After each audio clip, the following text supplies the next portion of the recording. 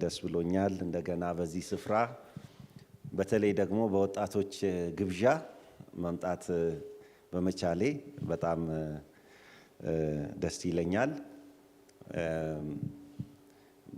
ወጣቶች ካሰቧችሁ ጥሩ ምልክት ነው።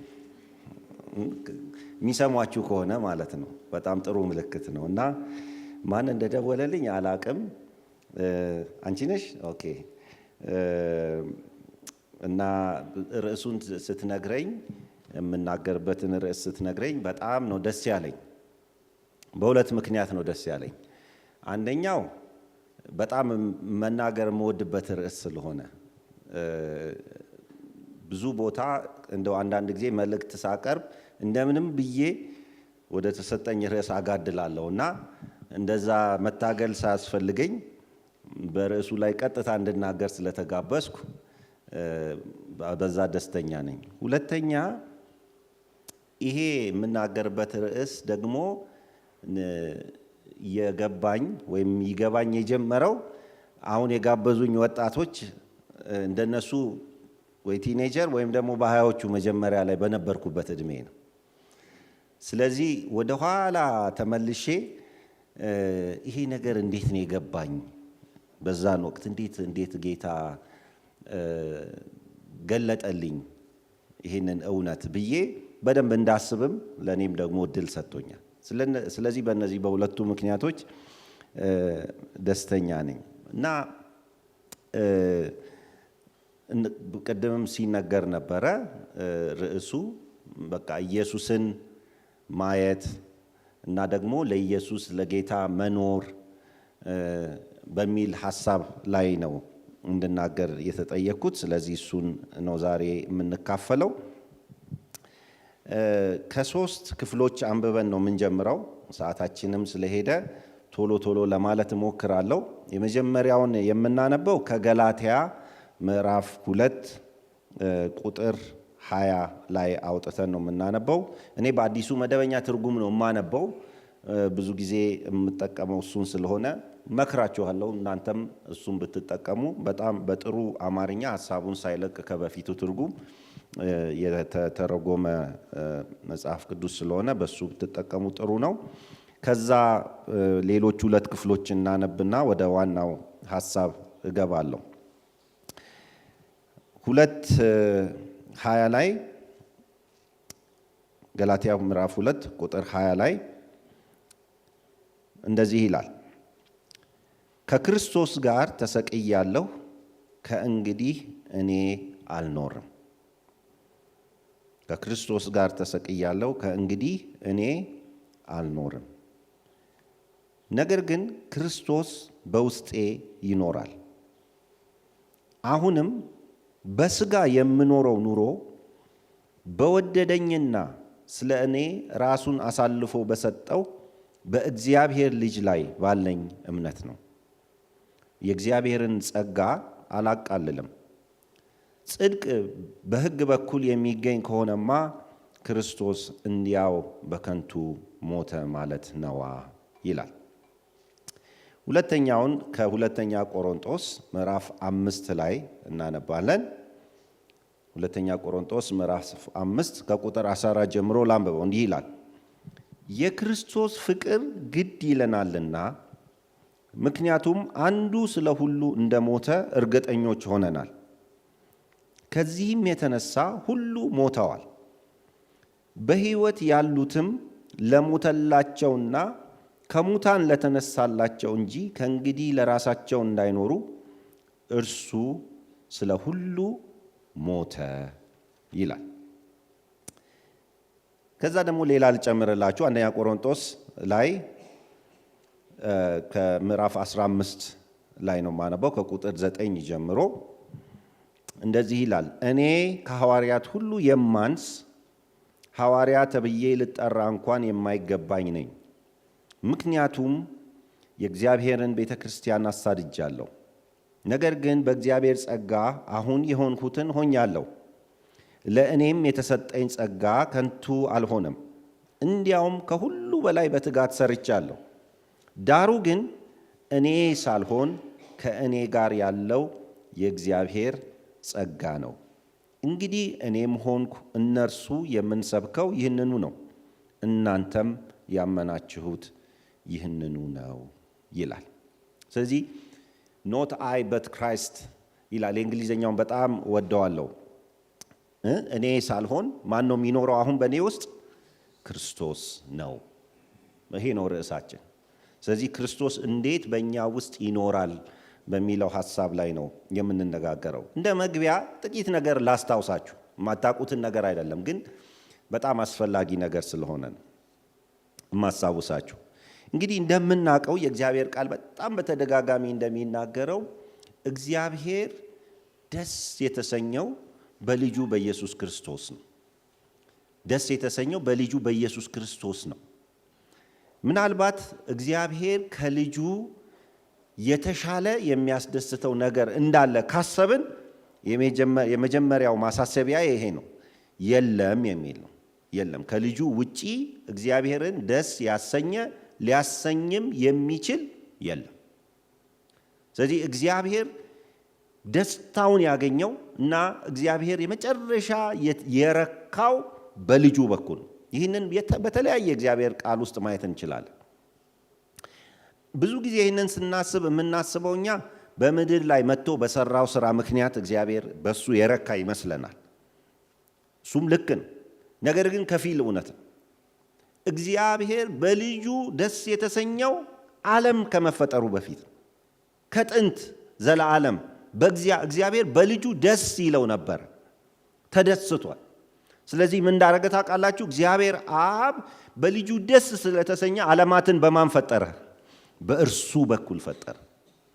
በዓለም በፍጥረት ሁሉ ውስጥ ለፍጥረት መገኛ ይሆን ዘንድ ልጁን ቃል አድርጎ ጥንት የነበረው ማን ነው? ዮሐንስ ወንጌል ላይ እንደምናየው አይደለም? በመጀመሪያ ቃል ነበር፣ ቃልም እግዚአብሔር ነበር፣ ቃልም ከእግዚአብሔር ጋር ነበረ እንደሚለው እና የሆነው የተፈጠረው ነገር ሁሉ በማን ተፈጠረ? ቃል በሆነው በሱ ደስ በተሰኘበት በልጁ ሁሉ ነገር መገኛውን ያገኘው በማን ነው? በልጁ። ስለዚህ በፍጥረት ውስጥ ሁሉ ማን አለ? ያ ደስ የተሰኘበት ልጁ አለ። ምክንያቱም የፍጥረት መገኛ ማን ነው? ልጁ ነው። ልጁ ያንኑ ልጁን ደግሞ እንደገና ጠየቀው። ምን ብሎ ጠየቀው? ፍጥረት ተበላሽቷል፣ ፍጥረት ወድቋል፣ ፍጥረት በኃጢአት ውስጥ አለ። ስለዚህ ልታደገው ብሎ እግዚአብሔር አብ ሲነሳ ማን ነው ምላሽ የሰጠው? ልጁ ነው። ልጁ ምላሽ ሰጠ፣ መጣ፣ እኛን መሰለ። ከኛም ደግሞ ያነሰውን እጅግ የተዋረደውን መልክ የባሪያን መልክ ያዘ። ከዛ በኋላ ስለኛ ሞተ። ከዛ ደግሞ ተነሳ፣ እንደገና ወደ አባቱ ቀኝ ሄደ። እንደገና ሲቀበለው ከሙታን ተነስቶ ሲቀበለው እግዚአብሔር አብ በጣም ተደስቶ ይህንን ሚሽን ጨርሶ ስለመጣ እግዚአብሔር አብ በጣም ተደስቶ ምን አለው? በአንደኛ በሐዋርያት ሥራ ምዕራፍ 13 ላይ ይህንን ማንበብ ትችላላችሁ። ጳውሎስ ሲናገር በስብከቱ መሃል ነው የሚጠቅሳት። ምን ይላል? እነሆ አንተ ዛሬ ልጄ ነህ፣ እኔም ዛሬ ወለድኩህ ይለዋል። እግዚአብሔር ገና እንዳገኘው ይመስል ይህንን ስራ ሰርቶ ይህንን ሚሽን ጨርሶ ሲመለስ አንተ ልጄ ነህ፣ እኔ ዛሬ ወለድኩ። ልክ አባት በቃ አንድ ልጁ በጣም ትልቅ ነገር አኮምፕሊሽ አድርጎ ትልቅ ነገር ፈጽሞ አኮራኸኝ ብሎ እንደሚቀበለው ልክ እንደዛ ተቀበለው ይላል። በተለያዩ ማስረጃዎች አባት በልጅ ደስ እንደተሰኘ በመጽሐፍ ቅዱሳችን ላይ እናያለን። አሁን ትልቁ ጥያቄ እግዚአብሔር በእኛ ሕይወት እንዴት ይደሰታል የሚለው። እግዚአብሔር በእኛ ሕይወት የሚደሰተው ደስ በተሰኘበት ልጁ መለኪያ ነው። በዛ ነው የሚደሰተው። ከልጁ በላይ ልናስደስተው አንችልም። ስለዚህ ማንኛውም ለእግዚአብሔር ደስታ የሚሆን ነገር ከኛ ዘንድ ከተገኘ ከማን ጋር መመሳሰል አለበት? ከልጁ ጋር መመሳሰል አለበት። ልጁን ያልመሰለ ነገር በእግዚአብሔር ዘንድ እግዚአብሔርን ደስ ሊያሰኘው አይችልም። አሁን እኛ እንዲሁ ጴንጤዎች ወይም ወንጌላውያን በቃ ኢየሱስ ኢየሱስ ምናምን ስንል አንዳንድ ሰዎች የማይረዱት እውነት ዋናው ጭብጥ ይሄን። አሁን ይሄ ዝም ብሎ በቃ የሆነ አንድ ቫይብ ለመፍጠር አይደለም። ኢየሱስ የሚል ቫይብ ለመፍጠር አይደለም። በቃ ይሄ ነው this is the essence። ይሄ ነው በቃ ማዕከላዊው ነገር፣ በፍጥረት መካከል የሆነው ነገር፣ በዘመናት መካከል የሆነው ነገር፣ በዘላለም መካከል ሆኖ የሚቆመው የሚጸናው እውነት ይሄ ነው።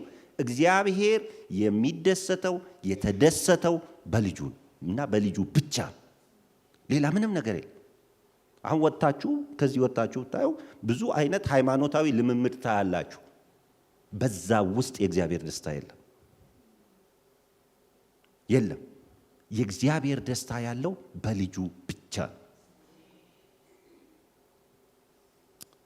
ለዚህም ነው የዕብራውያን ጸሐፊ ሲጀምር እግዚአብሔር አስቀድሞ በቀደሙት ዘመናት በተለያየ መንገድ በተለያየ ጎዳና ለአባቶቻችን በነቢያት በኩል ሲናገር ከቆየ በኋላ አሁን ምን ይላል? አሁን ዓለማትን በፈጠረበት እና ሁሉን ወራሽ ባደረገው በልጁ በኩል ተናገረን ይላል።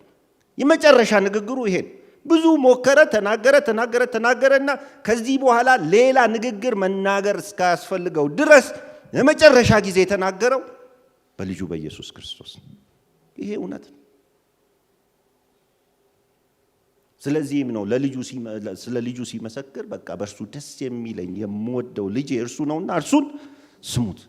ፍጥረት ሁሉ ሊሰማው የተገባው መገኛውን ነው። እሱን ነው የሚያሳየው አብ፣ እሱን ስሙት ብሎ። ስለዚህ አሁን ሌላ ሃይማኖታዊ ጂምናስቲክስ አያስፈልግም። ኢቨን ቸርች ውስጥም ነው የምላችሁ። አሁን ስለ ውጭው አይደለም የማወራው። እኛም መሀል እንደዚህ አይነት ነገር አያስፈልግም። ዋናው ኮር ነገር፣ የህይወታችን ማዕከላዊ ነገር ልጁን መምሰል ነው። እግዚአብሔር ደስ የሚሰኘው በዚህ እዚህ የእግዚአብሔር ናፍቆት፣ የእግዚአብሔር ጥሪ ልጁን የኔ በሚላቸው ውስጥ ማየት ነው።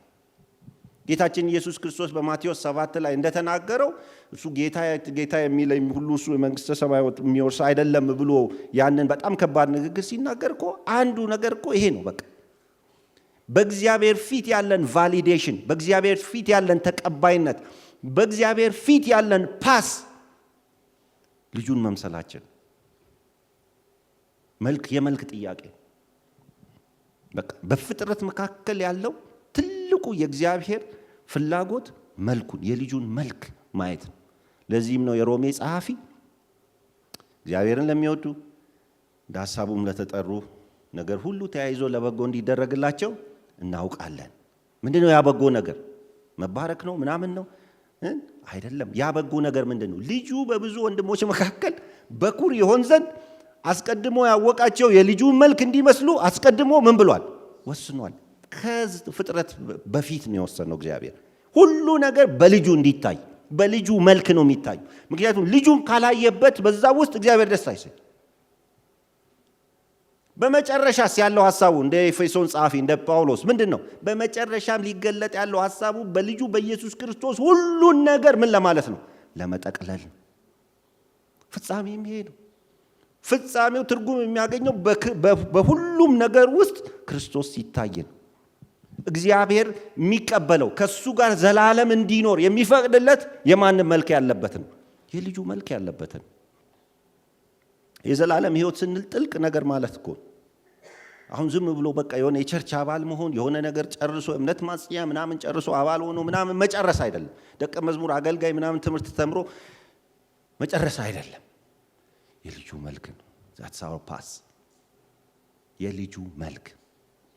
ስለዚህ የእግዚአብሔር ጥሪ ትልቁ ጥሪ ለኛ ለማናችንም የማይለያይ እንደ መልካችን ሁላችንም የምንጋራው የእግዚአብሔር ጥሪ ልጁን የመምሰል ጥሪ።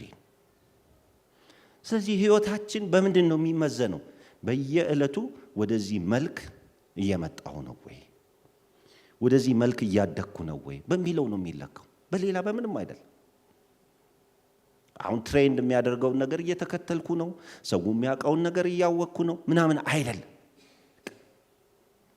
በእግዚአብሔር ፊት እግዚአብሔር ደስ የሚሰኝበት የሚቀበለው ነገር ያ የልጁ መልክ በእኛ ውስጥ ሲሳል። ይህን እንደ መግቢያ ካልኩኝ ወደ ዛሬው ሐሳብ ልምጣ። ወደ ተጠየቅኩበት ሐሳብ እንዴት ነው ክርስቶስ ያ የክርስቶስ መልክ በእኛ ውስጥ የሚሰራው? እንዴት ነው ክርስቶስ በእኛ ውስጥ የሚኖረው? የገላትያ ጸሐፊ ጳውሎስ ይህንን እንግዲህ በሚያነሳበት አግባብ ትንሽ ነገሮችን እናያለን። አንድ 3 ሐሳቦችን ነው ከገላትያ ላይ የምናየው። አንዳንዶቹን ያነበብኳቸው ክፍሎች ላይ ሄጄ ልጠቅስ ይችላል። እኔ የዩኒቨርሲቲ 1ኛ ዓመት ተማሪ እያለሁ ወይም 2ኛ ዓመት እያለሁ ይመስለኛል ነው ከዚህ ሐሳብ ጋር በጥልቀት የተዋወቅኩት። ምስክሮች አሉ፣ እነ ባህሪቱ እነ ጌቾ እዚህ አሉ። በዛን ወቅት በዩኒቨርሲቲ ውስጥ በጣም ጥሩ እንቅስቃሴ ነበር። በጣም ደስ የሚል የመነቃቃት ጊዜ ነበረ እና ለመጀመሪያ ጊዜ ይሄ እውነት በደንብ ገባኝ። እኔ አይደለሁም፣ በእኔ ውስጥ የሚኖረው ክርስቶስ ነው። እኔ ከክርስቶስ ጋር ሞቻለሁ የሚለው እውነት ሲገባኝ እንዴት ነፃ አውጪ እውነት መሰላችሁ የሆነው ለእኔ። በጣም እስከዛ ድረስ ክርስትና ለእኔ ትግል ነበር። በጣም ከባድ ትግል፣ እጅግ ከባድ ትግል። ባይዞ እኔ በክርስቲያን ቤተሰብ ውስጥ ነው ያደግኩት። ከዛ ቦርዲንግ ስኩል የመካነ ኢየሱስ ቦርዲንግ ስኩል ውስጥ ነው የተማርኩት። በቃ ህይወቴን በሙሉ ከሰንዴ ስኩል ጀምሮ ምናምን በክርስቲያን እንትን ውስጥ ነው ያሳለፍኩት እና የእንትን ምንድነው ፋሚሊያሪቲ ወይም ይሄ የክርስቲያናዊ ሁኔታ ውስጥ የመኖር እጥረት አልነበረብኝ። ነገር ግን እውነትን በደንብ አልተረዳውም ነበር። ሌት ቲኔጀር እስከመሆን ድረስ በደንብ አልገባኝም ነበር። ትዝ ይለኛል የ14 ዓመት ልጅ ሆኜ ቦርዲንግ ስኩል እያለሁ አንድ ጓደኛዬ የኔው ክላስሜት የሆነ ጓደኛዬ ክረምት ላይ በጣም ህይወቱ ተነክቶ ይመጣል። ከ10ኛ ክፍል ወደ 11ኛ ክፍል እያለፈ እና በጣም ህይወቱ ተነክቶ መጣና ሳየው ህይወቱ ተለውጧል። እንደ ድሮ አይደለም። ይጸልያል። በጣም በንግግሩ ቁጥብ ነው። ድሮ ትንሽ አለፍ ያሉ የስድብ ቃላት ምናምን ይናገር ነበር። አሁን የለም። በሚታይ ሁኔታ ጭምት ሆኗል። ይህ ልጅ ምን ነካው አልኩኝ። ከዛ ከኔ ጋርም የቅርብ ጓደኛዬ ነው እና በኋላም ሚዜ የሆነ ወንድም ነው እና ስናወራም እኔ ጋርም ቁጥብ ሆነብኝ። ምክንያቱም እኔ የሚያምረኝ ሌላ ነገር ነው። ማውራት የምፈልገው አንዳንድ ዓለማዊ ነገሮች፣ የስፖርት ነገር ምናምን ነው። ለሱ ጉዳይ አይሰጠው። እንዲህ አልኩኝ። እንዲህ ይሄ ነገር ምንድን ነው አልኩኝ። ከዛም ጠየቅኩት። ምን አለኝ? ክረምት ላይ የሆኑ ሰዎችን ያን የደርግ ጊዜ ነው እና ስንጸልይ የሆኑ ሰዎችን አገኘው። እሱ ገጠር ውስጥ ነበር የሚኖረው እና እዛ ከነሱ ጋር ህብረት አደረግኩኝ እና ስጸልይ በመንፈስ ቅዱስ ተሞላው እዛው ጸሎት መካከል እና በቃ ከዛ ወዲህ ራሴ ሌላ ሰው ሆኜ ያገኘሁት አለ። ኦኬ አልኩኝ። እዛ የሚገርማችሁ እኔ ትንሽ እንትን አደረብኝ። በቃ እንዴ እንደዚህማ መሆን አለብኝ አልኩኝ። እሱ በቀን 3 ይጸልያል። ጧት ይጸልያል፣ ምሳ ይጸልያል፣ ማታ ይጸልያል። እዛው ዶርም ውስጥ ስለሆነ እንተያያለን። እሱ ሲጸልይ ከ10 እስከ 20 ደቂቃ ይፈጅበታል። እኔ እንደሱ ሰው መጸለይ አለብኝ። ይሄ ነው ለውጡ አልኩና መጸለይ ጀመርኩ። እኔ 5 ደቂቃ መጸለይ አልችልም። ተንበርክኬ እሱን ነው ዞር ብዬ የማየው። ትንሽ 2 ደቂቃ ጸልይና ዞር ብዬ አየዋለሁ። እሱ ይቀጥላል፣ 20 ደቂቃ ይቀጥላል። ምንድን ነው አልኩኝ። በቃ ጉልበት አጣውን። ከዛ እሱ በጣም ሲጸልይ ሞቅ አድርጎ ነው የሚጸልየው። በኢየሱስ ስም እያለ ነው የሚጸልየው። በቃ በጣም በሚታይ ሁኔታ ኃይል ሲሞላ ይገባኛል። ለእኔ ግን እኔ ኤክስፒሪየንስ አላደርገውም። ከዛ አንድ ቀን ጠየቅኩት። አሁን አንተ ሰይጣንን ስትገስጽ ነው ወይ የምትኖረው አልኩት።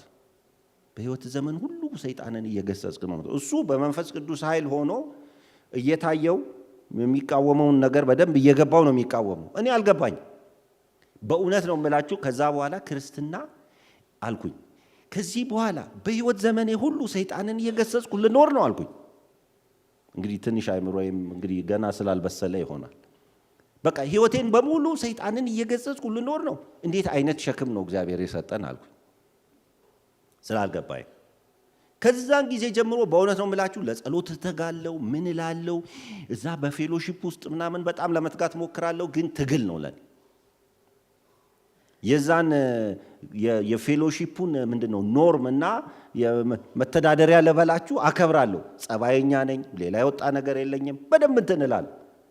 ነገር ግን ይሄ እውነት ገና አልገባኝም ነበር እና እንዳልኳችሁ ካምፓስ ሁለተኛ ዓመት ላይ ይህ እውነት በደንብ ሲገባኝ ልነግራችሁ አልችልም። ያገኘሁትን ነፃነት እሱን በጥቂቱ አካፍላችኋል። በመጀመሪያ የገባኝ ነገር ምን እንደሆነ ታውቃላችሁ? በመጀመሪያ የገባኝ ነገር ህይወት ኑሮ የሚጀምረው መጀመሪያ ከሞት ነው የሚለው ነው የገባኝ። አንደኛው ነጥብ እሱ። ለመኖር መጀመሪያ ምን ያስፈልጋል? መሞት ያስፈልጋል የሚለው ጳውሎስ የሚያነሳው ይሄንን ምንድነው የሚለው? እንግዲህ ከክርስቶስ ጋር ተሰቅያለሁ፣ ከእንግዲህ እኔ አልኖርም። አሁን ከዚህ ከሞት አዋጅ ነው የሚጀምረው። እኔ አልኖርም፣ እኔ ሞቻለሁ። ከማን ጋር? ከክርስቶስ ጋር ተሰቅያለሁ። ራሴ ላይ የማውጀው ሞት አይደለም። ከማን ጋር ነው የተሰቀልኩት? ከክርስቶስ ጋር ተሰቅያለሁ። ከዚህ እውቅና ከዚህ ሪኮግኒሽን ነው የሚጀምረው ጳውሎስ። ህይወትን ስለመኖር እኮ ነው የሚያወራው። ክርስቶስ በሱ ውስጥ እንዴት እንደሚኖር ነው ቀጥሎ የሚያወራው። ግን ከምንድን ነው የሚጀምረው? ከሞት ነው የሚጀምረው። ይሄ በጣም መሰረታዊ እውነታ። ያለበዚያ እንዳልኳችሁ ክርስትና ለኔ በኤርሊ ቲኔጅ ኤጅ ላይ እንደነበረው ትግል ነው የሚሆነው፣ ሸክም ነው የሚሆነው፣ የማንወጣው ነገር ነው የሚሆነው። ሞቻለሁ አለ። እንግዲህ የክርስቶስን ሞት እናውቃለን ሁላችን። የክርስቶስ ሞት ለኛ በእኛ ፈንታ ሆኖ የሞተው ሞትም በራሱ ያስፈለገው ሞት አይደለም። ስለ እኛ ኃጢአት የሞተው ስለ እኛ ኃጢአት ብቻ የሞተው ግን አይደለም። እኛ ከዚህ ሞት ጋር ስንተባበር ለምን እንሞታለን ማለት ነው? ለኃጢአት እንሞታለን ማለት ነው። ለአመፃ እንሞታለን ማለት ነው። አሁን ትልቁ የሰው ልጅ ትግል ከዚህ ጋር ስለሆነ ከኃጢአት ጋር ስለሆነ ይሄንን ግን ጳውሎስ ምን ብሎ ነው የሚጀምረው? ሞቻለሁ። ከማን ጋር? ከክርስቶስ ጋር። ሞታለሁ አይደለም የሚለው። ምን ብያለሁ? ሞቻለሁ። ስለዚህ እኔ አልኖርም። እንደ ፓስት ነው የሚያወራው፣ እንዳለፈ ነገር ነው የሚያወራው። ስለዚህ ምንድን ነው የሚጠይቀው? ከክርስቶስ መስቀል ስራ ጋር ምን ማለትን ይጠይቃል? መተባበርን ይጠይቃል። ሞቻለሁ። እሱ ነው የሞተው፣ ጌታ ነው የሞተው። ግን ለማን ነው የሞተው? ለእኔ ነው የሞተው። እኔም አብሬ ምን ብያለሁ? ሞቻለሁ ከእሱ ጋር። ቅድም ሁለተኛ ቆሮንቶስ ምዕራፍ 5 ላይ ያነበብኩላችሁ አንዱ ስለ ሁሉ ሞተ አይደለም የሚለው? አንዱ ስለ ሁሉ ሞተ፣ እንግዲያስ ሁሉ ሞቱ ይላል። የሞተው እኮ አንድ ነው፣ ግን እኛም ምን ብለናል? አብረን ሞተናል። ይህንን እውነት ከመቀበል ነው የሚጀምረው ለመኖር ከፈለግን። አሁን ኃጢአትን በልምምድ በተለያዩ መንገዶች ልናሸንፈው አንችልም። ኃጢአት የተሸነፈበት ብቸኛ መንገድ መስቀል ነው። ኃጢአት የሚሸነፈው መሞት። ስለዚህ ኃጢአትን ዛሬ በእኛ ፊት ያለ በእኛ ዙሪያ የሚያደባ ኃጢአት የሚሸነፈው በምንድን ነው? በመሞት ነው የሚሸነፈው። ስንሞትለት ነው የሚሸነፈው። ስንሞትለት ያ ኃጢአት ወደኛ መጥቶ እኛ ጋር አንኳክቶ የሞተ ሰው ሲያገኝ ማለት ነው። የሞተ ሰው የማይነሳ በድን የሆነ ለዛ ነገር ሪስፖንድ የማያደርግ ምላሽ የማይሰጥ ሰው ሲያገኝ ነው ኃጢአት በእኛ ላይ ድል ፈንታ የማይኖር። ይህንን ነው የሚያውጀው። ሞቻለሁ። ሌላው እዚሁ ገላትያ ላይ ያላል አይደለም? እኔ ለዓለም አይደለም ዓለምም ለኔ ከተሰቀለበት ከክርስቶስ መስቀል በቀር ሌላ ትምክህት ከኔ ይራቅ። አት ኮር ማዕከል ላይ ያለው ያ ነው፣ ያ ሞት ነው ያለው። ስለዚህ ከሞት ነው የሚጀምረው። አሁን እኛ ብዙ ጊዜ በቃ ኃጢአትን ማሸነፊያ መንገዶች ምንድናቸው ምናምን ብለን ምናስበው ታክቲኮች ነው። የሆነ መጽሐፍቶች አሉ 7 ኃጢአትን ማሸነፊያ ምናምን መመሪያዎች፣ መርሆች ምናምን የሚል እንደዚህ አይነት ነው ደስ የሚለን። አንደኛ እንዲህ ያደርግ፣ ሁለተኛ ከዚህ ሽሽ ምናምን የሚል ዋናውን ነገር ነው መጽሐፍ ቅዱስ የሚነግርልን። ምንም ሹገር ኮት ሳያረግ በስኳር ሳይቀባባ የሚነግረን ነገር ምንድነው? መጀመሪያ አንተ ሙት። ለምን? ለኃጢአት ሙት። አሁን መሰቀል አያስፈልግህም። ስለ አንተ ማን ተሰቅሏል? ክርስቶስ ተሰቅሏል። ከዛ ሞት ጋር ተባበር ነው የሚል እና እኔ ያልኩኝ ለመጀመሪያ ጊዜ በእውነቴ ነው የምላችሁ እንደ ወጣት ይህንን አሰብኩኝ። ያልኩኝ ለካ ኃጢአትን ማሸነፍ እችላለሁ፣ ከነምኞቱ ማሸነፍ እችላለሁ። በቃ ከኔ ለካ የሚፈለገው ለኔ ከሞተልኝ ከክርስቶስ ኢየሱስ ጋር ከዛ መስቀል ስራ ጋር መተባበር ነው የሚያስፈልገኝ። እኔም እሱ ለኃጢአት እንደሞተ እኔም እሺ ብዬ ለዛ ሞት እጅ መስጠት ነው ያለብኝ። ጳውሎስ እንደሚለው የትንሣኤውን ኃይል አውቅ ዘንድ በሞቱ እንኳን ልመስለው እወዳለሁ እንዳለው ማለት ነው። ስለዚህ ትንሣኤ ኃይል፣ የህይወት ኃይል ከመታወቁ ከመገለጡ በፊት በምን መምሰል አለብን? በሞቱ ልንመስለው ይገባል። ስለዚህ ከዛ ሞት ጋር እንተባበራለን ማለት ነው። ለምንድን ነው የምንሞተው? ለኃጢአት ነው የምንሞተው። ይሄ በጣም ግልጡ ይመስለኛል። ግን ትልቁ የምንሞትለት ነገር ምን እንደሆነ ልንገራችሁ። ትልቁ የምንሞትለት ነገር እኔነት ነው። ለኢጎ ነው የምንሞተው። ዛሬ የምንጠየቀው ሞት እሱ ነው። ከኛ ክርስቶስ ሊያይ የሚፈልገው ሞት እሱ ነው። እኛ ለራሳችን እንዳንኖር ለራሳችን እንድንሞት ነው እግዚአብሔር የሚፈልገው። ልክ በልጁ እንዳየው ማለት ነው።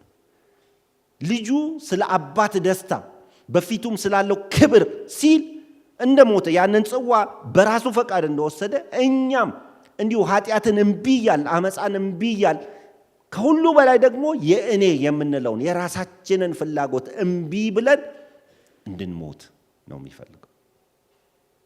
ይሄ ነው ጥሪ፣ ይሄ ክርስትና ጥሪ። አሁን ይሄ አይነቱ ሞት ኢንስታንቲኒየስ ሞት አይደለም። አንድ ጊዜ በቅጽበት የምንሞተው አይደለም።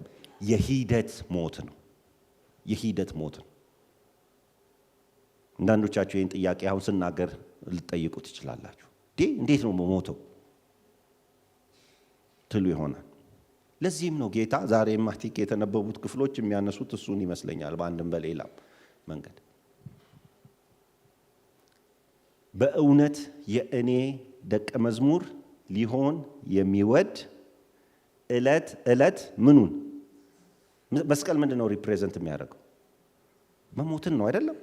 ዕለት ዕለት የሚገድለውን ነገር ዕለት ዕለት ቅድም እንደተዘመረው በወጣቶች ሕያው ቅዱስ መስዋዕት ሆነን እንቀርብ ዘንድ ዕለት ዕለት ምን ማለት ነው? መሞት ነው።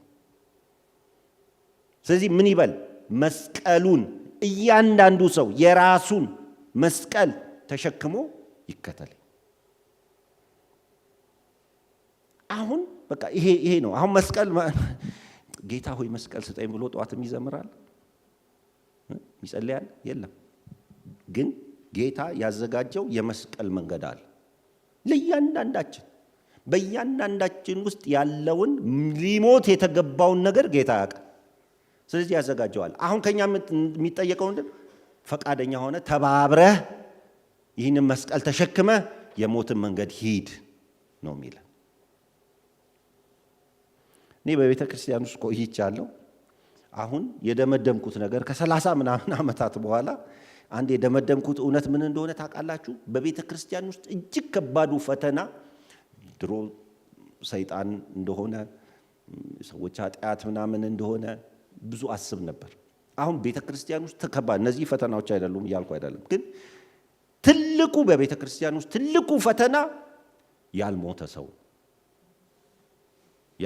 ለራሱ ያልሞተ ሰው ጌታን የሚጠራ እጁን በጣም ዘርግቶ የሚያመልክ ጮክ ብሎ የሚጸልይ ወገኖችን በጣም እንትን ብሎ አቅፎ የሚስብ ግን ለራሱ ያልሞተ ሰው አደገኛ ሰው ልንገራችሁ። አሁን እኔ እንትን ልላችሁ አይደለም፣ አሁን በዚህ ደግሞ መነጽር እንድትተያዩ አይደለም፣ ግን ይህን ፋክት ልነግራችሁ።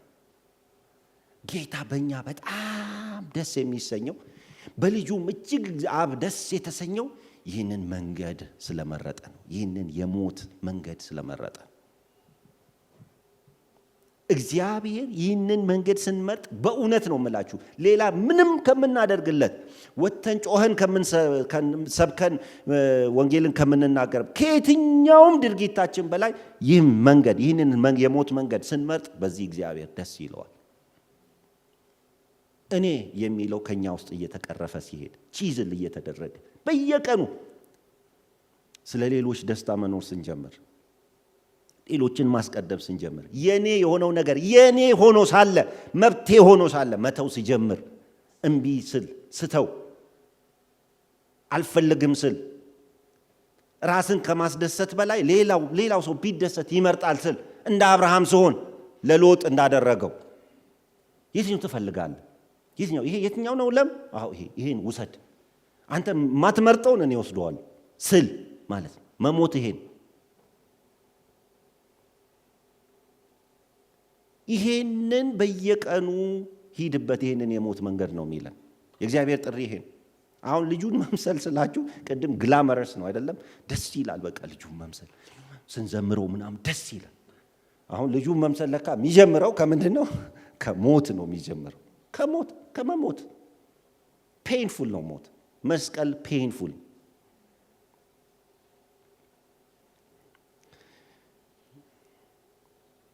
በውስጣችሁ ያ እንደጎደላችሁ ስታውቁ በቃ እግዚአብሔር ያንን መንገድ ሲፈጥርላችሁ በእውነት ነው የምላችሁ እንደ ደስታ ቁጠሩት። በቅርቡ የመጨረሻ ልጃችን 14 ዓመቱ ነው እና በጣም እንቀራረባለን ከኔ ጋር እና በጣም ቻሌንጅ ያደርገኛል። ሌሎች ሁለት የእሱ ታላላቆች አሉ፣ ግን እሱ ደግሞ የበለጠ ቻሌንጅ ያደርገኛል። እንትን ነው ምንድን ነው በእንግሊዝኛ ዊቲ ይሏቸዋል እንደዚህ አይነት ልጆችን። ይሄ ነገር ቶሎ የሚመጣለት የለም፣ ቶሎ የሆነ ነገር ማለት የሚችል ሻርፕ የሆነ ነገር አለው እና ያው እንግዲህ የእግዚአብሔርን ቃል እንነጋገራለን፣ ምክር ምናምን እሰጠዋለሁ እና በቅርብ ጊዜ በሆነ ጉዳይ ላይ ተነጋገር። የሆነ ከቸርች የተሰጣቸው አንድ መጽሐፍ አለ አንብበው እንዲጨርሱ እና በየቀኑ ወደ 30 ፔጅ ማንበብ ነበረበት። እያነበበ አይደለም እና እኔ ተጠያቂ እያረኩት በየቀኑ ይሄ ደርሰሃል እለዋለሁ እና የሆነ ጊዜ መከርኩት 2-3 ያሳሰብኩት ሌላ ነገር ይስበዋል፣ ሀሳቡ ይበታተናል ብዬ አንድ ቀን ያስኩትና በላሁን ብዬ መቆጣት ጀመርኩ። በጣም ኢሞሽናል ሆኜ መቆጣት ጀመርኩ። ከዛ በጣም በሚያስቃችሁ ሁኔታ ቆይ አለኝ። ፓፓ ነው የሚለኝ። ፓፓ ረጋ በል አለኝ። ረጋ በል፣ ትልልቅ ሰዎች አይደለን እንደ ትልልቅ ሰዎች እናውራ አለኝ። አንተም ኬዝህን አቅርብ፣ ከዛ እኔም አቀርባለሁ አለኝ። እኔ ማመን አልቻልኩም። ከማን ነው የምሰማው ይሄንን? ማለት ለተወሰነ ጊዜ እውነቴን ነው የምላችሁ አልኩኝ። ማን ነው እያናገረኝ ያለው አልኩኝ። ቆይ አንተም አሁን ኬዝህን አቅርብ አለኝ። ከዛ እሺ ስለ መጽሐፍ ነው የምናወራው፣ ገጽ ስንት ላይ ደርሰሃል አልኩት። ኢሚዲየትሊ እጅ ሰጠ። ያው እሱ መድረስ የነበረበት ፔጅ ላይ ስላልደረሰ ኢሚዲየትሊ ወዲያው ምንም አልተከራከርም። እሺ ይቅርታ ምናምን ብሎ አንገቱን አጎንብሶ ወደ ክፍሉ ሄደ። ግን ለእኔ የሰጠኝ ትምህርት ልነግራችሁ አልችልም። በመጀመሪያ እንደዛ ሲለኝ በእውነት ይሄ ግንበኞች የሚጠቀሙት መራጃ አለ አይደለም፣ ትልቁ እንትን መዶሻ፣ በዛ የተመታው ያህል ነው የተሰማኝ እሱ እንደዛ ሲለኝ ማለት ነው። ልጄ እኔ ኢሞሽናል ሆኜ ከሱ በላይ እሱ ቆይ ፓፓ እንደ ትልልቅ ልጆች እንደ ትልልቅ ሰዎች አይደለም እንደ ትልልቅ ሰው እናውራ ሲለኝ ማመን አልቻልኩም። ያልኩኝ ገና በጣም ዲል መደረግ ያለበት ነገር አለ። የ14 ዓመት ልጅ ይሄንን ፖይንት አውት ካረገ ይሄንን አውጥቶ ከነገረኛል። እንደዛ ልላችሁ በየጊዜው እግዚአብሔር ከኛ ህይወት ውስጥ የሚያወጣቸው የሚያሳየን መሞት የሚገባቸው ብዙ እኔነቶች አሉ። ከሞት ነው የሚጀምረው ጌታን መምሰል። ለእርሱ መኖር የሚጀምረው ከሞት ነው። ሁለተኛው እዚሁ ምን ይላል? እኔ ሞቻለሁ፣ ተሰቅያለሁ ከክርስቶስ ጋር ከእንግዲህ አልኖርም ካለ በኋላ ነገር ግን ክርስቶስ በውስጤ ይኖራል። በውስጤ ይኖራል። አሁን ሌላው ክርስትና እንግዲህ ይሄ ሌላው ክርስትና ገጽታ። አሁን ክርስትና የሆነ ነገር የሆነ አዳዲስ ልምምድ፣ አዳዲስ ቋንቋ፣ አዳዲስ ህብረት ውስጥ መኖር ምናምን መለማመድ አይደለም። ብዙ ጊዜ እንደዛ ስለመሰለን እኔ አይቻለሁ። አሁን በጣም በቸርች ውስጥ ብዙ ስለቆየው አይቻለሁ። በጣም ገና ያልተለወጡ ሰዎች፣ በእውነት ያልተለወጡ ሰዎች በአጭር ጊዜ ቋንቋችንን ለምደው፣ ባህላችንን ለምደው፣ ቸርች ውስጥ ያለንን አሰራር ለምደው ብዙ ቦታ ደርሰዋል። መሪም የሆኑ አሉ። ትልልቅ የመሪነት ቦታም ላይ ደረሱ አሉ። ክርስትና ይሄ አይደለም። ክርስትና ክርስቶስ በእኔ ውስጥ እንዲኖር መፍቀድ። የሚኖረው ማን ነው? ክርስቶስ። የሚኖረው እኔ አይደለሁም። እኔ ሞቻለሁ ብሏላ። የሚኖረው ማን ነው? ክርስቶስ በእኔ ውስጥ ይኑር። አንተ ኑር በእኔ ውስጥ። የዮሐንስ መዝሙር አለ አይደለም? አንድ መዝሙር አለ በጣም ኑሮህን ፈጽመህ በእኔ ኑር፣ ካሰብከው የሚቀርህ አይኑር። ማን ነው የሚኖረው በእኛ ውስጥ? እሱ ክርስቶስ በእኔ ውስጥ ሲኖር ማለት ነው። እኔ ከሞትኩኝ እሱ የኔን አካል ተጠቅሞ ሕያውና ቅዱስ መስዋዕት ሆኖለት ይሄ አካል እዚህ ውስጥ ማን ነው የሚኖረው ህይወትን? ክርስቶስ። ይሄ መቼ እንዴት ነው የሚገለጠው ያልናችሁኝ ከሆነ የሞትነውን ያህል ነው የሚገለጠው። የክርስቶስ ህይወት በእኔ ውስጥ የሚገለጠው እኔ የሞትኩትን ለራሴ የሞትኩትን ያህል ነው። ከዛ በላይ ሊሆን አይችልም። እንደው የሳይንስ ሰዎች ካላችሁ የሂሳብ እንደ ፎርሙላ አስቀምጡት ከተባለ ይሄን በቃ እኔ በሞትኩት ልክ በዛው ልክ ማን ይኖራል? ክርስቶስ በእኔ ውስጥ ይኖራል። እኔ ባለቀኩት ስፍራ እሱ ሊኖር አይችልም። እኔ ባልተውኩለት ስፍራ እሱ ተቀምጦ ገዢ ሆኖ መሪ ሆኖ ሊኖር አይችልም። ሁለታችንም ልንሆን አንችልም። ስለዚህ ያ የክርስቶስ ህይወት የሚገለጠው በእኔ ሞት ላይ ነው። ያ የትንሣኤው ኃይል የሚገለጠው በእኔ ሞት ላይ ነው የሚለውን እንድናስብ። ሁለተኛው የሚያነሳው ሀሳብ እሱ ስለሆነ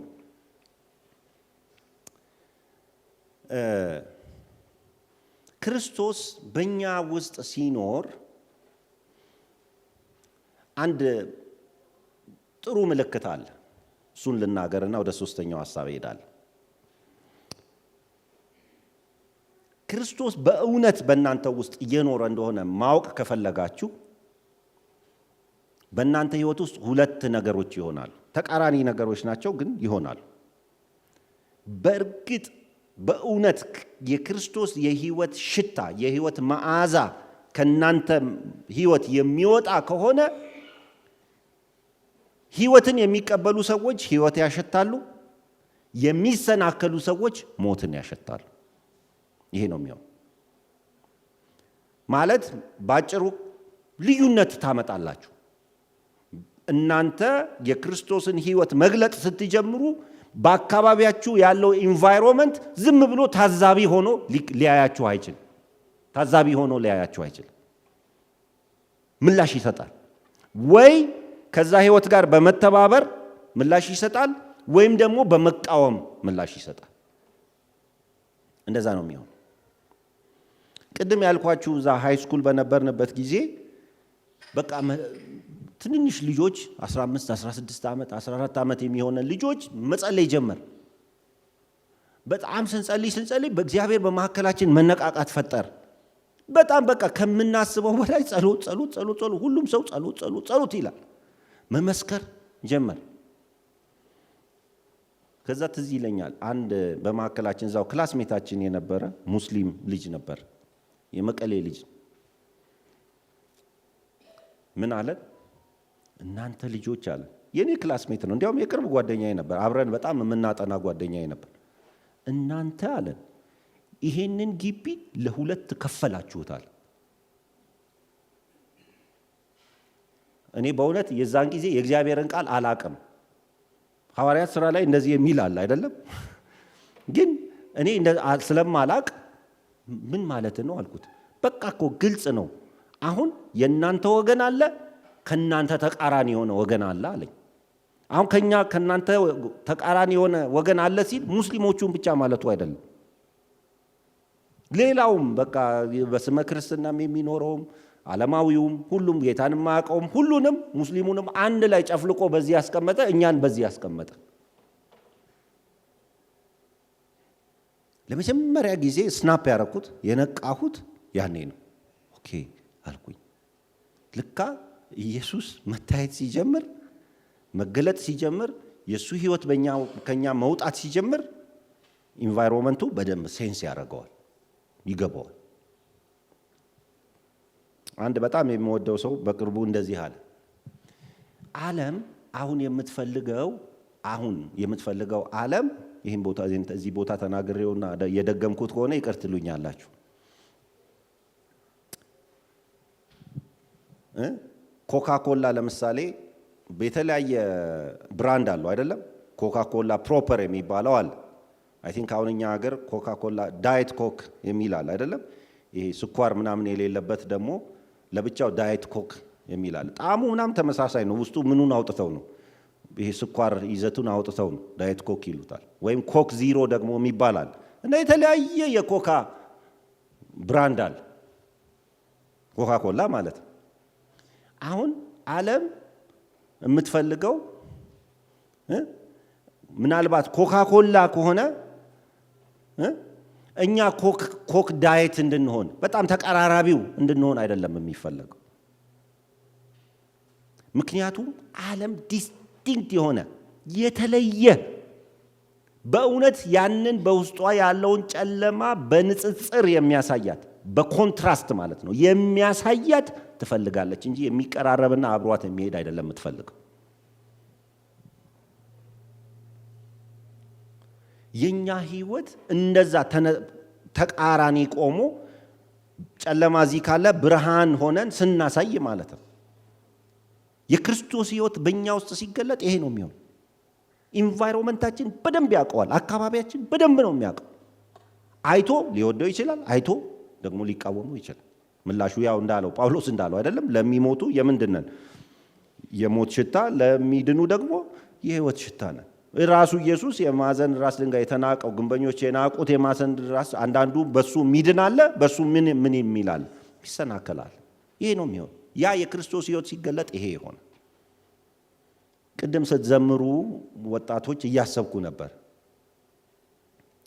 እናንተ በጣም ጉጉታችሁ ጌታን ማየት we need to see Jesus ነው የሚለው አይደል? እንትናችሁ ላይ ያለው ቲሸርታችሁ ላይ ኢየሱስን ማየት ይሆናል ጉጉታችሁ። እሱ ጅማሬው።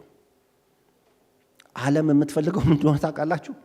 ኢየሱስን በእናንተ ውስጥ ማየት ነው የምትፈልገው ዓለም። ኢየሱስ ራሱ ቢጠየቅ የሚፈልገው አሳዩልኝ፣ ማን እንደሆንኩ አሳዩልኝ። በዝማሬያችሁ እንዳላችሁት ታይልኝ እንዳላችሁት እሱ በእናንተ ውስጥ ሲኖር ማለት ያ የክርስቶስ ህይወት ሲገለጥ ዓለም ታየዋለች። ኖቲስ ታዲያ ሌላ መንገድ የለውም። ባይዘው ዓለም የምታይበት ሌላ ምንም መንገድ የለም። በእኛ ውስጥ ነው የምታየው። ስለዚህ እሱ በእኛ ውስጥ እንዲኖር መፍቀድ አለብን። ኦኬ፣ ወደ ሶስተኛው ነጥብ ልሂድ። አሁን ይሄ እንዴት ነው የሚሆነው? ቅድም ነፃ የሚያወጣ እውነት አገኘው ዩኒቨርሲቲ ተማሪ ያለው መጀመሪያዎቹ ላይ ያልኳችሁ ማጠቃለያው ይሄ አሁን ማነሳው ሶስተኛ ነጥብ።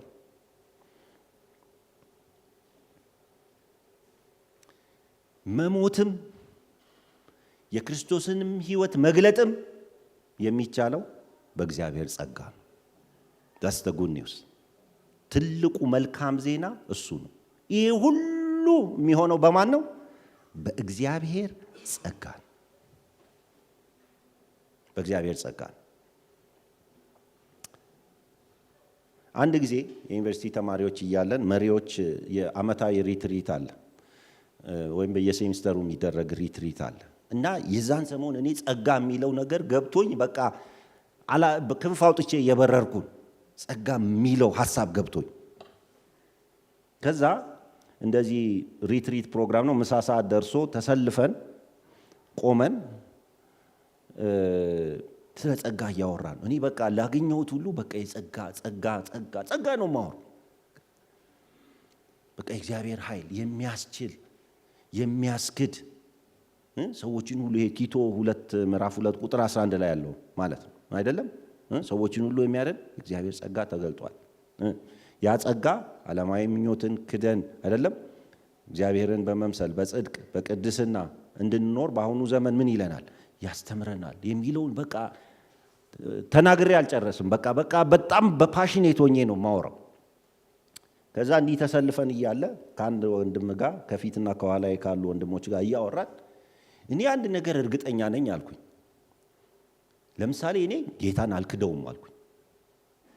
ጌታን አልክደውም ስል ሁሉም ዞር አሉ። የሰሙኝ ሁሉ ሰልፉ ላይ የነበሩት ወደኋላ ዞር ብለው አስተያየታቸው አንተ ማነ ጴጥሮስ እንኳን ክዷል አይነት ነው። ከዛ እኔም ቀላል ሰው አይደለሁም በጸጋው አልኩኝ እጄን አንስቼ በጸጋው ጌታን አልክድም። በምን በጸጋው።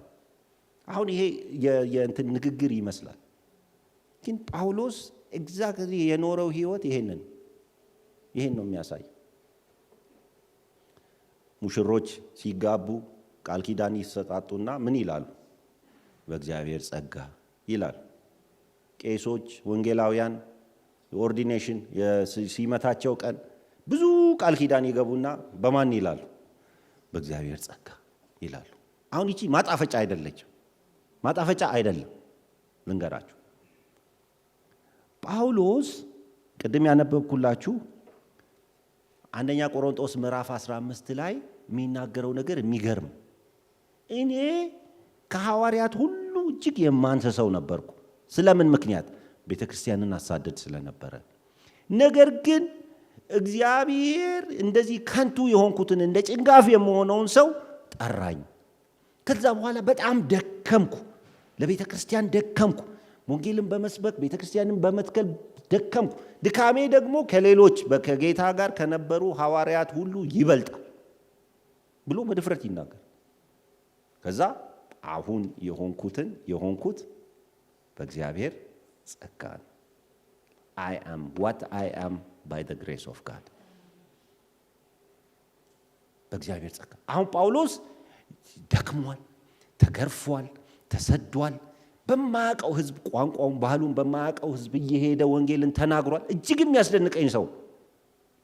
ይህ ሰው ግን በኋላ ሕይወቱን ጠቅልሎ ሲያይ ጨምቆ ሲያየው ምን ነው የታየው? ይሄ ሰው ጸጋ ነው የታየው። በቃ የኖረው ሁሉ በማን ነው? በእግዚአብሔር ጸጋ ነው። በቅርብ ጊዜ እኔ የምሰራበት ድርጅት እና ሌሎችም ተባብረን የምናዘጋጀው አንድ አኑዋል አመታዊ ስብሰባ አለ። በዚህ በወላጅ አጥ ልጆች ምናምን ዙሪያ የምናደርገው ስብሰባ አለ። ሁሌ በየአመቱ እናዘጋጃለን እና በየአመቱ እውቅና እንሰጣለን። በዚህ ዙሪያ ለደከሙ በጣም ለሚተጉ ሰዎች፣ ህፃናትን፣ ቤተሰብን በመርዳት ለሚደክሙ ሰዎች ሽልማት እንሰጣለን እና በዚህ አመት የመረጥናት ለዛ ሽልማት የታጨችው አንዲት እህት ከትግራይ ከሽሬ ነው የመጣችው እና ይቺ እህት በትውልድ ኔዘርላንዳዊት ነች። ለቤተሰቧ ብቸኛ ሴት ልጅ ነች። በ28 ዓመቷ ነው ኢትዮጵያ የመጣችው ትግራይ።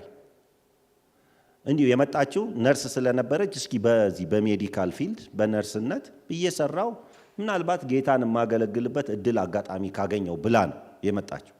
ግን በልቧ ትልቅ ሸክም ይዛ ነው የመጣችው እና በዛ ጀመረች፣ ስራ ጀመረች። አይ ቲንክ የሆነ ሆስፒታል ወይ መቀሌ መሰለኝ፣ ብቻ በዛ ስራ ጀመረችና ከዛ በኋላ ጌታ በተለየ መንገድ ወደዚህ ወደ ልጆችን ወደ መርዳት፣ ድሃ አደጎችን ወደ መርዳት፣ በተለይ እነዚህ ባልቴቶችን ወደ መርዳት አመጣትና አንድ የአብርሃም ኦኤሲስ የአብርሃም ምንጭ የሚል ድርጅት ፈጠረችና ሽሬ ላይ ላለፉት 20 ምናምን ዓመታት በላይ እዛ እያገለገለች ነው ያለችው። ጌታን ትወዳለች። በጣም በጣም የተሰጠ ህይወት ነው ያላት። እጅግ አስደናቂ ሴት ነች። ብቻዋን ነው የምትኖረው። ባለፈው ትግራይ ውስጥ በነበረውም ጦርነት አልለቀቀችም።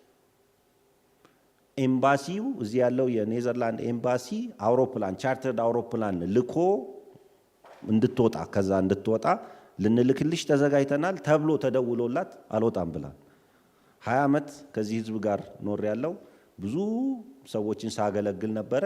ሳገለግላቸው በጌታ ስም ነው ያገለገልኳቸው። አሁን ጌታ ከኔ ጋር አይደለም ብዬ የምሸሽበት ጊዜ አይደለም። የሚመጣውን ነገር ሁሉ እጋፈጣለሁ ብላ ያንን በጣም ክፉ ጊዜ ሁሉ አሳልፋለች እዛ ሆነ እና ሽልማቷም ለሽልማትም የታጨችበት አንዱ ምክንያት እሱ በቃ የሚገርም አይነት መሰጠት ያሳየች እህት ነች።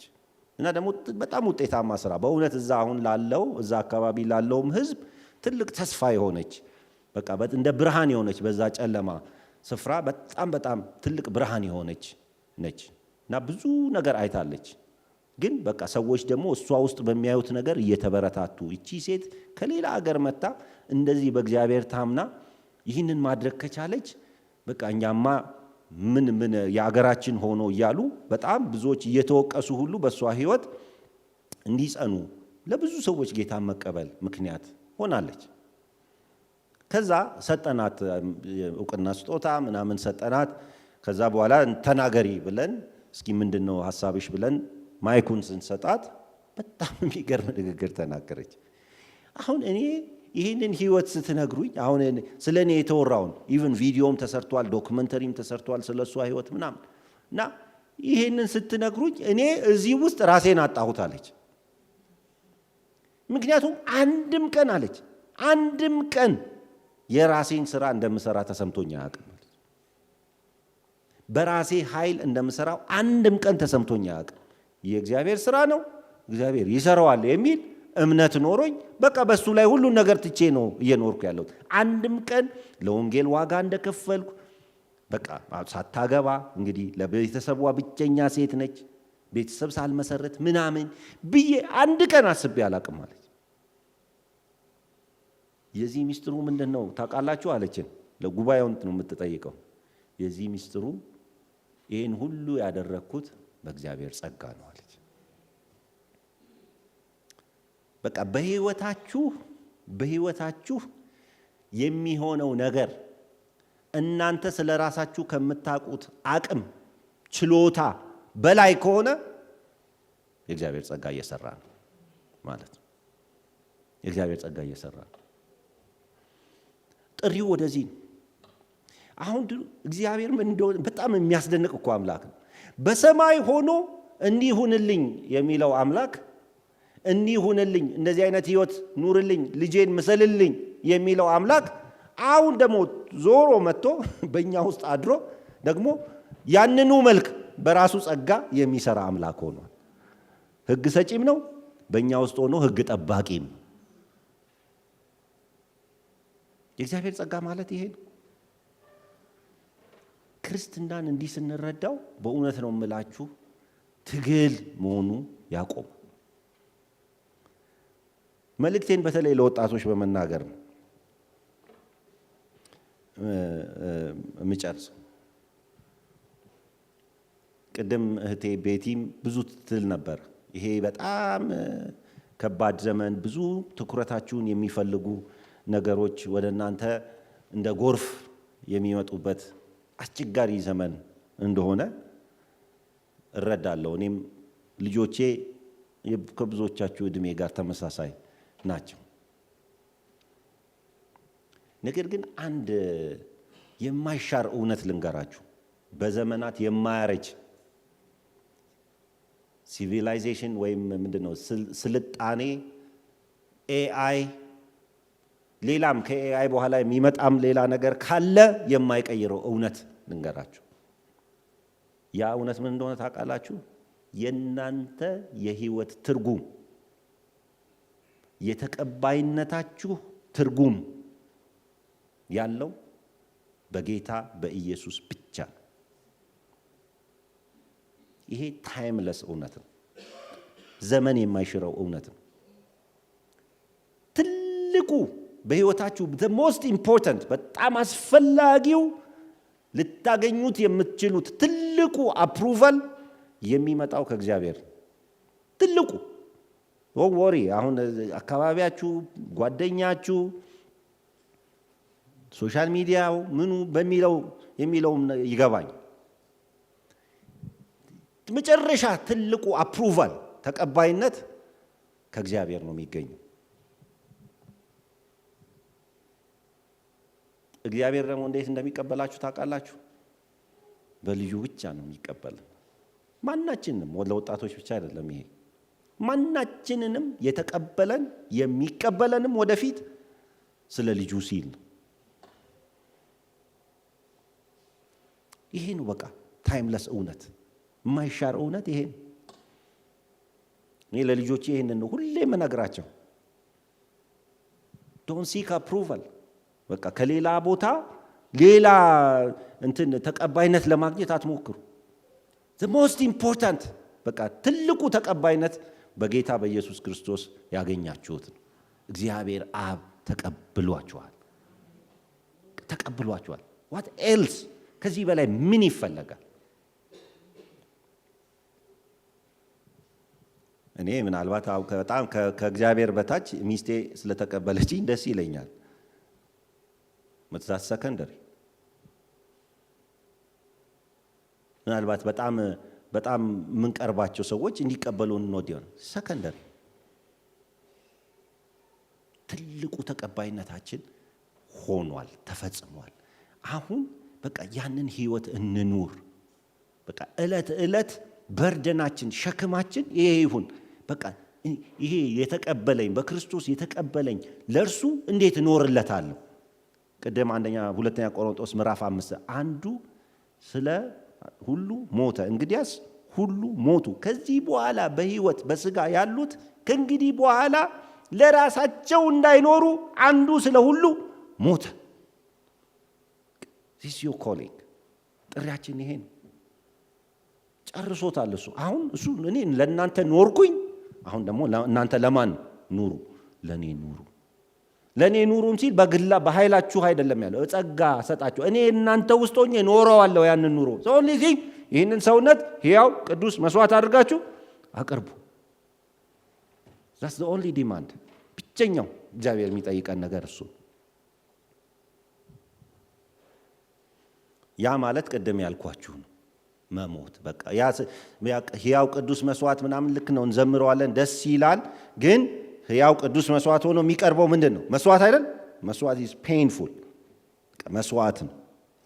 every day በየዕለቱ እናቀርበዋለን። ይህንን ሰውነት እኔነትን እየሰዋን እናቀርበዋለን። ፍላጎቶቻችንን እየተውን እናቀርበዋለን።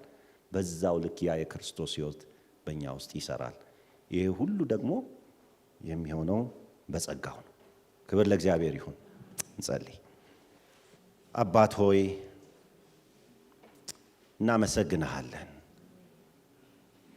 እናመሰግንሃለን በልጅህ ስለፈሰሰልን የማይጠፋ ሕይወት።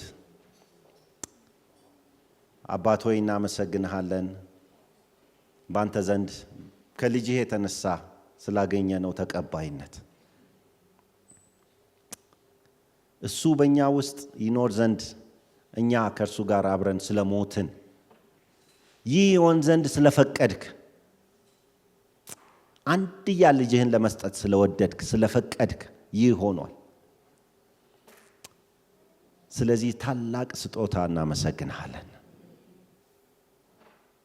እግዚአብሔር ሆይ ይህንንም ድንቅ የሕይወት ምስጢር በእነዚህ ወጣቶች ልብ ውስጥ ስላስቀመጥክ፣ ርዕስ እንዲሆን ስላደረክ፣ እግዚአብሔር ሆይ ፍለጋቸው ይህ እንዲሆን ስላደረክ፣ ልባቸውን ለዚህ እውነት ስለቀሰቀስክ እግዚአብሔር ሆይ አመሰግንሃለሁ።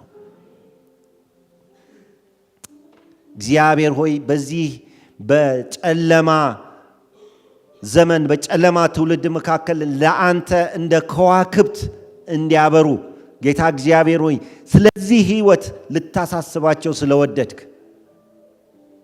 ጌታ ሆይ መሻታቸው ወደዚህ እንዲያዘነብል፣ ፍለጋቸው ወደዚህ እንዲያዘነብል ስለረዳሃቸው፣ ማስተዋልን ስለሰጣሃቸው እግዚአብሔር ሆይ አመሰግንሃለሁ።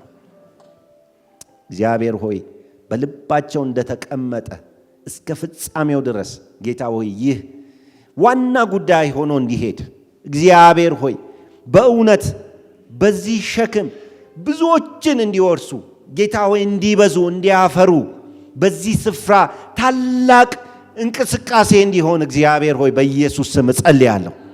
እነዚህን ወጣቶች እንድትጠቀም ጌታ ሆይ ወደዚህ ስፍራ የህይወት ምንጭ ሆኖ ጌታ ሆይ ብዙዎች እንዲጋበዙ፣ ብዙዎች እንዲመጡ፣ ብዙዎችን እንድትጠራ በጌታ በኢየሱስ ስም እጸልያለሁ።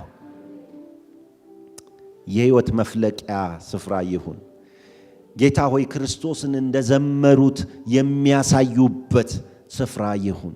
የእያንዳንዳቸው ህይወት ጌታ እግዚአብሔር ሆይ ለአንተ ሕያው ቅዱስ መስዋዕት ሆኖ እየቀረበ ያ የክርስቶስ ህይወት ደግሞ ሞልቶ እንዲወጣ የሚትረፈረፈው ህይወት ጌታ እግዚአብሔር ሆይ የሚበዛው ህይወት እንዲወጣ በኢየሱስ ስም እንድትረዳቸው ጸልያለሁ።